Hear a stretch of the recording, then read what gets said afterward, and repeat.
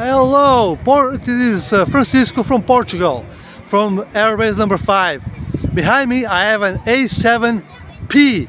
I think few of you know about this airplane.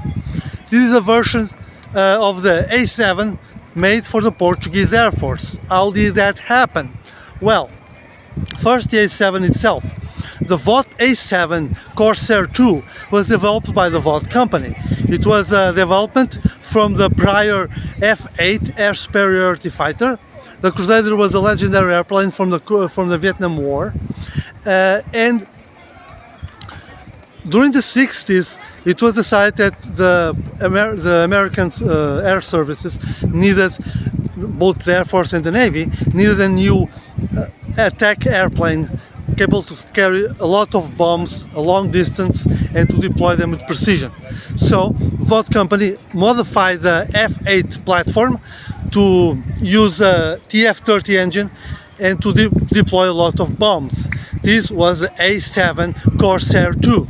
The name was inherited from a World War II airplane named the Corsair. So for the Portuguese, what happened was, after the colonial war and after the end of the fascist regime, the Portuguese needed a new airplane to replace the G91. The idea was to find a few F5s or F4s, but Portugal simply didn't have the money to buy those. So what was the Americans' idea? They would grab some ancient A7Es already deactivated from the American Air Force, the American Navy I mean, and then modify them with some new equipment and send them to Portugal.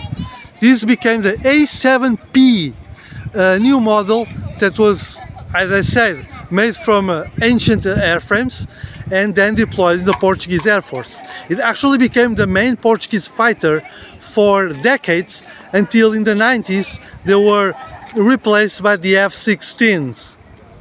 So, interesting little bit of trivia.